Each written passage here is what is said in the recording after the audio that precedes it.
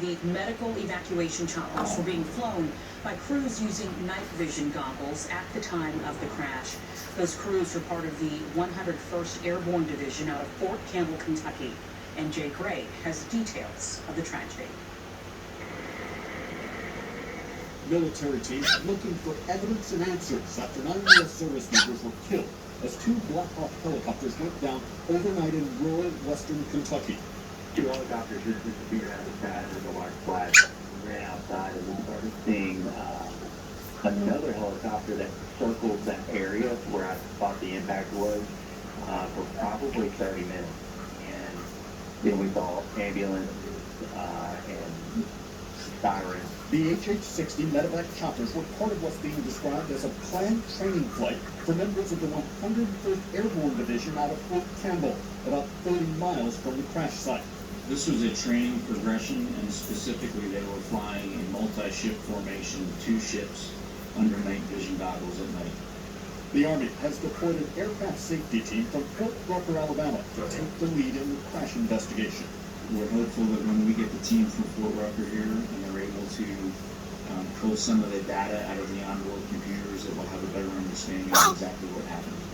Military sources say both choppers were equipped with black box-style data recorders. Now, this incident comes just weeks after another deadly Black Hawk crash. 2 members of the Tennessee National Guard died when their chopper went down during a training mission in Alabama. Jay Gray, NBC News, Fort Campbell, Kentucky. Transportation Secretary Pete Buttigieg stopping at several airports the next few days to talk about airline safety. Today, he toured DFW.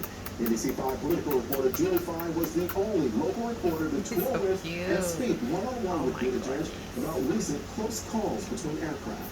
When you're there with the runway inspection team, you get a sense of just how much thoroughness goes into making sure that those runways are safe. Transportation Secretary Pete Buttigieg seeing that firsthand. We were with him as he toured a DFW airport runway and learned more about the safety upgrades at the airport. Buttigieg announcing more than $28 million for another end-around taxiway. The Transportation Secretary came to North Texas as the FAA investigates a series of near misses between aircraft, including one in Austin and another incident here at DFW, when pilots of 3 planes circling the airport during storms had to adjust their flight patterns because they got too close to each other.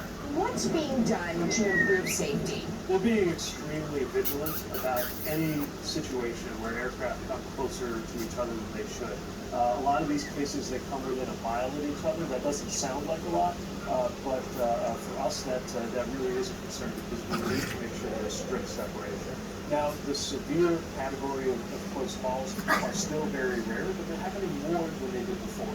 That's why FAA has convened a safety summit. They put out safety alerts, and we're doing engagement with airlines as well as our own air traffic controllers to get back to basics and make sure that as we see this very swift increase in air travel, that everything remains safe. The Secretary's visit comes as more people are traveling. We'll get into that part of the story tonight at 5.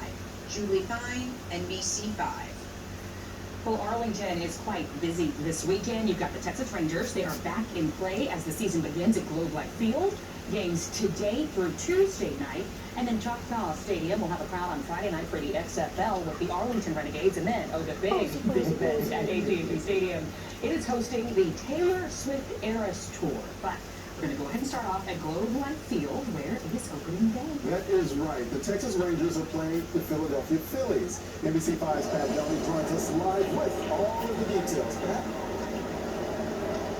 Great events. It's one of the best sports days of the year. Major League Baseball opening day. And for Texas Rangers fans, this might be the best opening day, the most anticipated one in a long time for a franchise that hasn't had a winning record since back in 2016. There are much higher